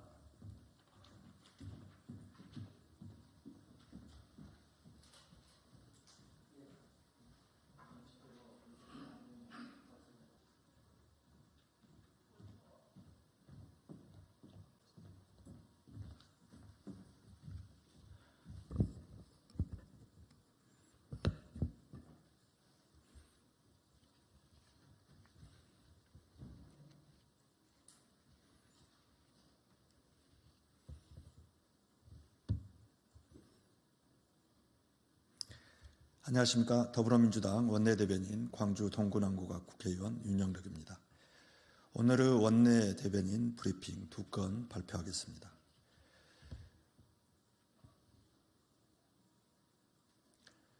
윤석열 대통령은 유가족을 만나 이태원 참사 특별법을 수용하겠다고 약속하십시오. 이태원 참사 유가족들은 특별법 공포를 요청하기 위해 대통령 면담을 요청하고 있지만 대통령실은 묵묵부답입니다. 더욱이 대통령실이 다음 주에 이태원 참사 특별법에 대해 거부권을 행사한다는 전망이 나오고 있습니다.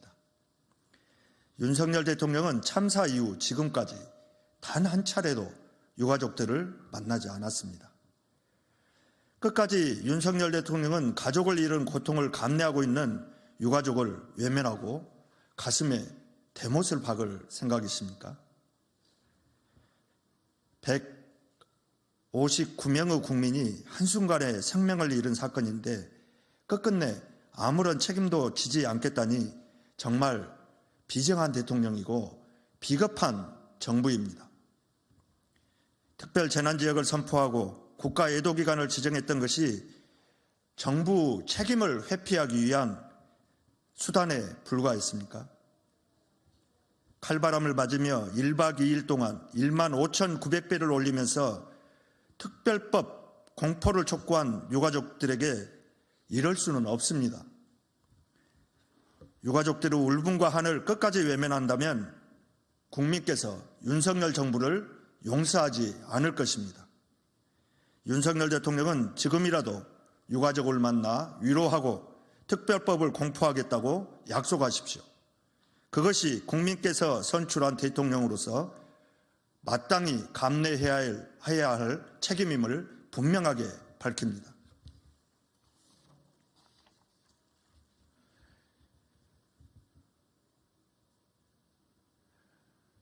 먹방으로 국민과의 소통을 때우려고 하는 대통령. 윤석열 대통령은 설마 기자들의 날카로운 질문이 두려우신 것은 아니시겠죠? 윤석열 대통령이 어제 경기도 의정부시의 전통시장을 방문해 또다시 먹방을 보여주었습니다. 엑스포 유치 실패에 놀라 재계 총수들을 대동하고 부산에 가서 떡볶이 먹방을 찍더니 어제는 어묵 먹방을 보여준 것입니다. 그 의도가 무엇인지 참으로 궁금합니다. 신년 기자간담회는 가타부타 말이 없이 계속 미루기만 하면서 먹방쇼로 국민과 소통하는 척 할 셈입니까? 대통령이 전통시장을 방문하는 것도 소통의 한 방식인 것은 분명합니다. 하지만 정말 국민과의 소통에 진정성이 있었다면 왜 서천시장 화재 현장에 방문해서는 상인들을 만나지도 않고 서둘러 떠난 것입니까? 그날은 피해 상인들을 만나기 위해서가 아니라 한동훈 위원장과의 만남을 위해서 갔던 것입니까? 아니면 혹시라도 피해 상인들이 항의할까봐 상인들을 만나길 피한 것입니까?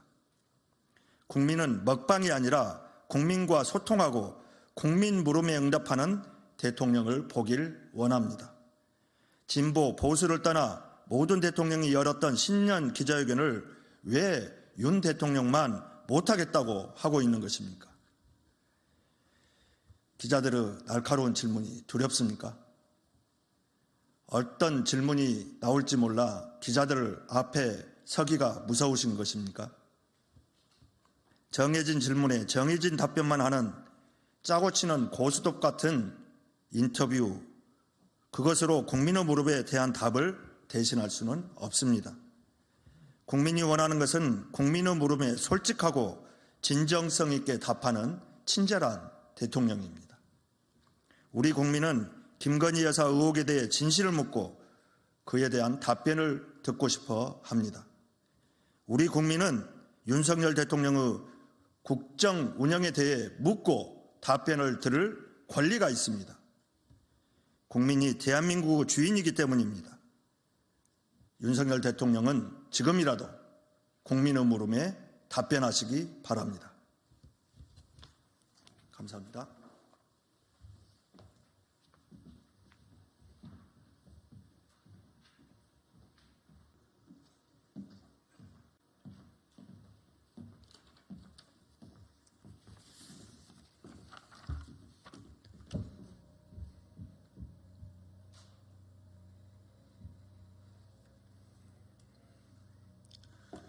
더불어민주당 상근 부대변인 선다윗입니다. 논평을 낭독하겠습니다. 청년은 300만 원 뇌물이 사소하다는 인요한 전 위원장이 충격스럽습니다. 국민의힘 인요한 전 혁신위원장이 김건희 여사의 명품 가방 수수 논란에 대해 사소한 일이라 치부했습니다. 인 전 위원장이 사는 세계는 대체 어떤 곳이기에 300만 원 상당의 명품 가방이 대통령 부인에게 뇌물로 건네졌는데 사소하다고 합니까? 국민의힘은 300만 원 상당의 명품 가방 정도를 받는 것은 사소한 일이라고 생각한 사람에게 혁신을 맡겼던 것입니까? 청년들은 대학교를 졸업해도 취업률이 절반에도 미치지 못하는 고단한 현실을 살아가고 있습니다. 그런데 여당의 혁신을 이끌었다는 사람이 대통령 부인이 사회초년생 월급을 뛰어넘는 가격에 명품 가방을 뇌물로 받았는데 사소하다고 치부하다니 기가 막힙니다. 이러고도 국민의힘은 청년에게 지지를 호소할 수 있습니까? 윤석열 정부의 각자 도생을 강요받는 청년과 국민을 우롱하지 마십시오. 총선 출마에 눈이 멀어 국민을 우롱하는 인요한 전 위원장은 국민의힘의 민낯을 보여주는 한 단면입니다. 국민의힘은 국민에게 힘이 아닌 짐이 되려는 것이 아니라면 부끄러운 충성을 멈추고 김 여사 뇌물수수 의혹의 진상을 밝히라는 국민의 목소리에 응답하기 바랍니다. 이상입니다.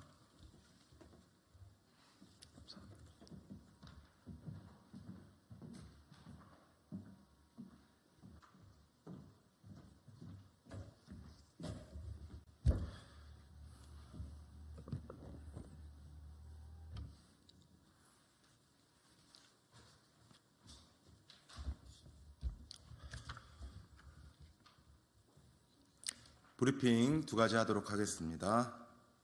정의당 수석대변인 김희서입니다.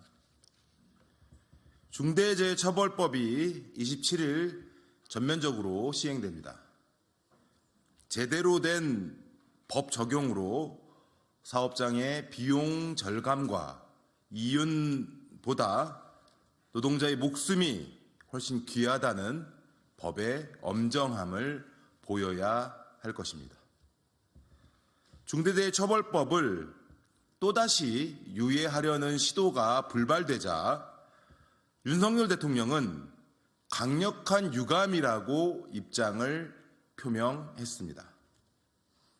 그 말을 그대로 돌려주지 않을 수 없습니다. 국민 생명을 지킬 의지가 없는 대통령, 강력히 유감입니다. 대통령 자격 없습니다. 윤석열 대통령에게 하루 2명 이상씩 죽어나가는 힘없고 백없는 현장의 노동자는 국민이 아닙니까? 부자들, 재벌들 챙기는 마음에 반의 반만이라도 서민과 노동자를 생각한다면 감히 유감이라는 말은 꺼낼 수도 없었을 것입니다. 정부와 여당, 경영계는 온갖 꼼수와 편법으로 법의 전면 시행을 거부하고 가짜뉴스로 대국민 공포 마케팅을 하는 못된 짓을 당장 중단해야 합니다. 대통령부터 중재법이 확대 시행된다면 동네 음식점이나 빵집 사장님도 중재법 확대 적용 대상이 되는 것처럼 호도하지만 이는 영세상인 핑계로 재벌들, 큰 사업장들 이익 챙겨주려는 과장된 거짓말과 국민 협박에 불과합니다.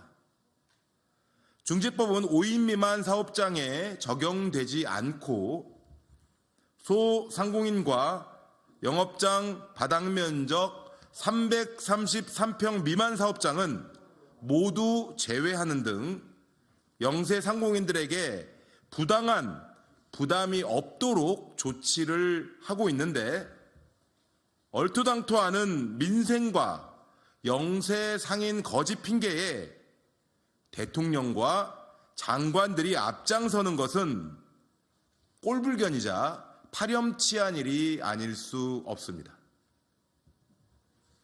이윤보다 사람이 먼저입니다. 그리고 안전한 일터는 노동자에게도 기업에게도 모두 힘이 됩니다. 중재법 전면 적용에 맞춰 정부와 여당, 기업들은 각종 호도와 무책임한 행태를 이제 그만하고 딴지걸 시간에 중재법 전면 시행을 위한 촘촘한 지원 대책을 마련하는 데 더 힘을 쏟아야 할 것입니다. 책임지지 않으려고 버티려는 노력보다 안전한 일터를 만드는 상생의 노력을 더 기울일 것을 강력히 촉구합니다. 다음 브리핑입니다. 지하철 탑승 시위를 했다는 이유로 구속영장이 청구된 전정현 활동가의 영장이 기각됐습니다. 법원은 서울교통공사와 경찰의 탑승 제지 행위가 정당한 업무 집행인지 다툼의 여지가 있다며 기각 사유를 밝혔습니다. 법원의 이번 영장 기각으로 장애인 이동권 시위에 대해 다시 하겠습니다. 법원의 이번 영장 기각으로 장애인 이동권 시위에 마이너리티 리포트식의 서울시 대응이 얼마나 폭력적이고 불법적이었는지 명백해졌습니다. 그간 교통공사와 경찰은 장애인 지하철 탑승 시위에 불법 딱지를 붙이며 아예 이들의 지하철역 진입 자체를 막으며 강제 연행하는 식으로 강경 대응했는데 애초에 법적 정당성이 없었던 것입니다. 지하철에 오르기도 전에 미리 철도안전법 위반 소지가 있는 승객을 스캔해서 승차를 미리 거부하겠다는 방침은 누가 봐도 정당한 업무 집행이 아니며 국민의 이동권을 제약하는 것입니다. 불법 행정입니다. 서울교통공사와 서울시는 장애인 활동가들을 대상으로 한 대국민 테러식 불법 행위를 중단하고 장애인 이동권을 보호하십시오. 그들도 서울 시민입니다. 법원의 기각 사유를 무겁게 받아들이기 바랍니다. 이상입니다.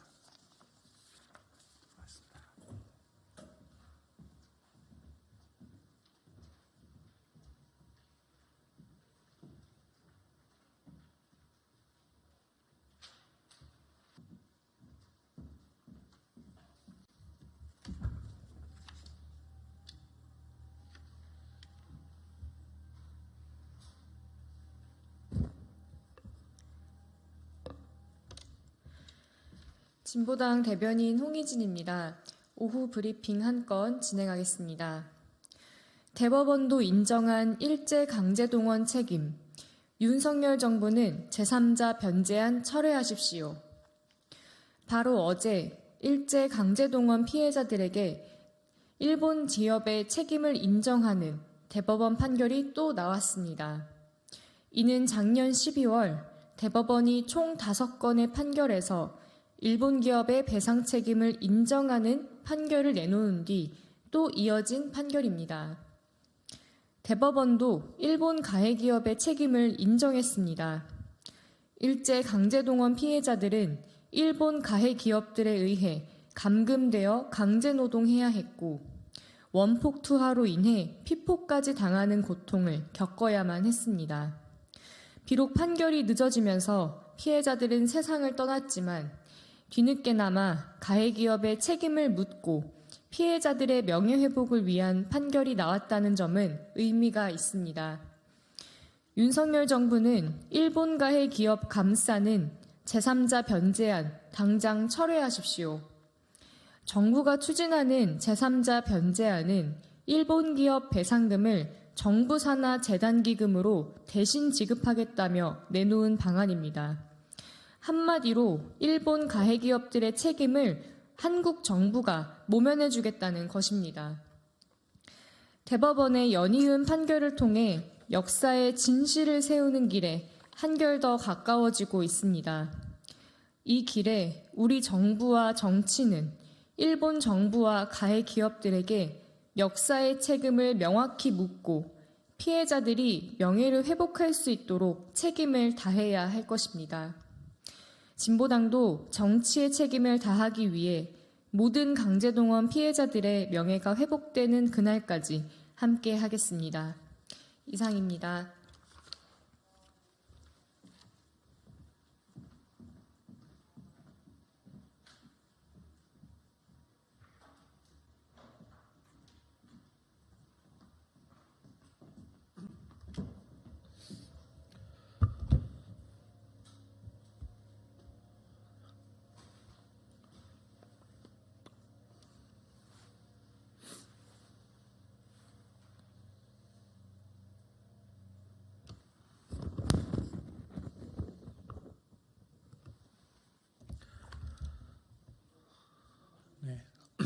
더불어민주당 청년대변인 최민석입니다.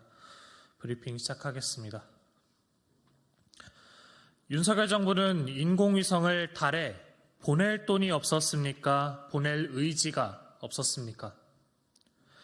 차세대 우주강국의 꿈을 망치려는 윤석열 정부의 억장이 무너지는 심정입니다. 대한민국의 미래에 이렇게 무관심한 정부는 처음 봅니다. 미국이 달 탐사 프로젝트 아르테미스 계획의 일환으로 우리나라의 큐브 위성을 달에 실어 보내겠다고 제안했지만 윤석열 정부가 예산 문제로 거절했다는 보도가 나왔습니다.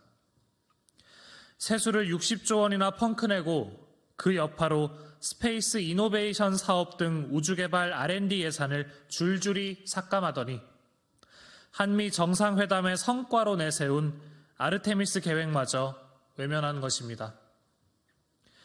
2032년 달 착륙을 목표로 제시하며 달 탐사를 우주강국 6대 정책 중 하나로 강조한 장본인은 윤석열 대통령입니다.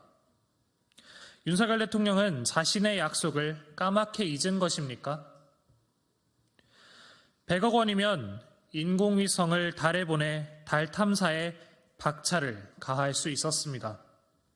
이런 절호의 기회를 100억 원이 없다며 날려버리다니 속에서 천불이 납니다.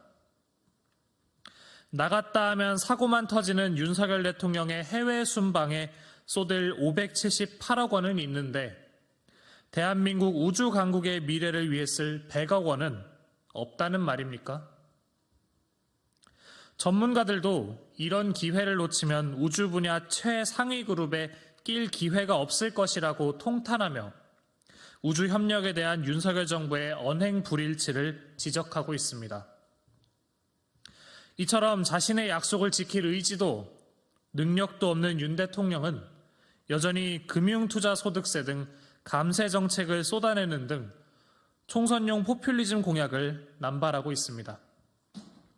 총선이 다가오니 우주 개발 공약처럼 지키지도 않을 사탕 발림 약속으로 국민을 기만하고 있는 것은 아닌지 의심스럽습니다. 말 따로 행동 따로 윤석열 정부가 벌인 어이없는 실책은 대한민국 우주 개척사에서 두고두고 남을 오점이 될 것임을 엄중히 경고합니다. 이상입니다.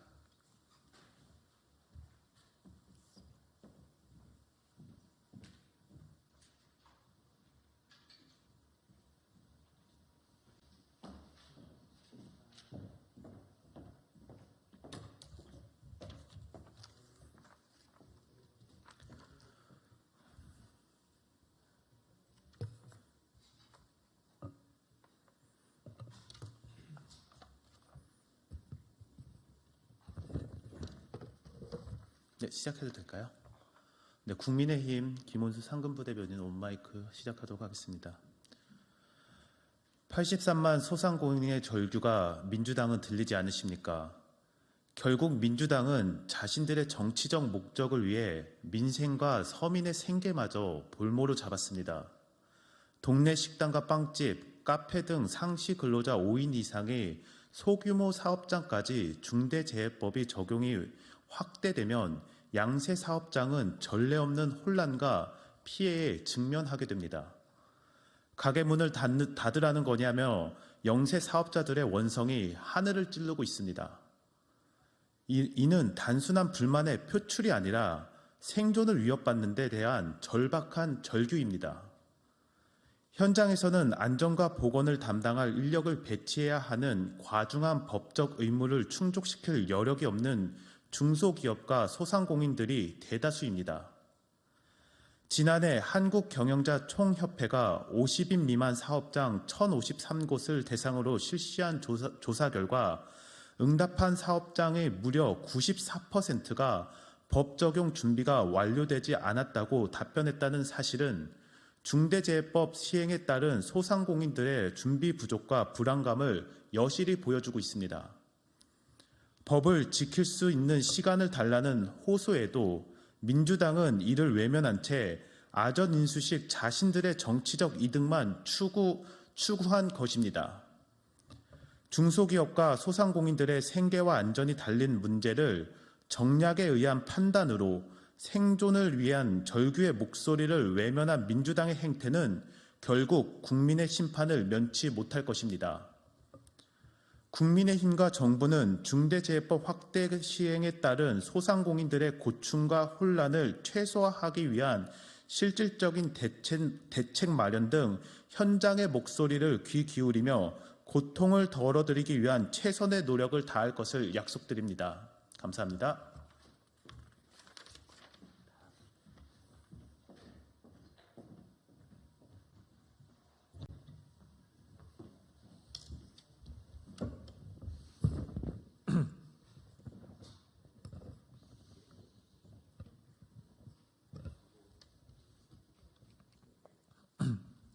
해도 될까요? 네, 브리핑 시작하겠습니다. 더불어민주당 청년대변인 최민석입니다. 국민 세금으로 혈세 파티를 연 검찰은 특활비 사용 내역을 투명하게 공개하십시오. 검찰이 수사와 조사 등 업무 용도로만 사용할 수 있는 특정 업무 경비를 자신들의 값비싼 회식비로 불법 유용해왔던 것으로 드러났습니다. 검찰은 장어요리집 등에서 비싼 만찬을 즐기고 그 비용을 14초 간격으로 업무 추진비와 특정 업무 경비로 나누어 계산하는 등 쪼개기 결제를 하고 명목을 거짓 기록했습니다. 심지어 대전지검 천안지청장은 검찰 음악동호회 회원들과 인당 5만 원짜리 참치회를 먹은 후 비용을 특정 업무 경비로 처리했다고 합니다. 이는 업무상 배임으로 일반 국민이라면 최대 징역 10년도 받을 일입니다. 그러나 경비를 불법 유용한 검사들은 검사장 등 요직으로 승진했습니다. 불법을 단죄해야 할 검찰이 조직적으로 위법을 자행하다니 내가 긁으면 업무 활동이고 남이 긁으면 불법 유용입니까? 검찰의 내로남불에 어이가 없습니다. 그러나 지금까지 드러난 검찰의 예산 부정 사용 사례는 빙산의 일각에 지나지 않습니다.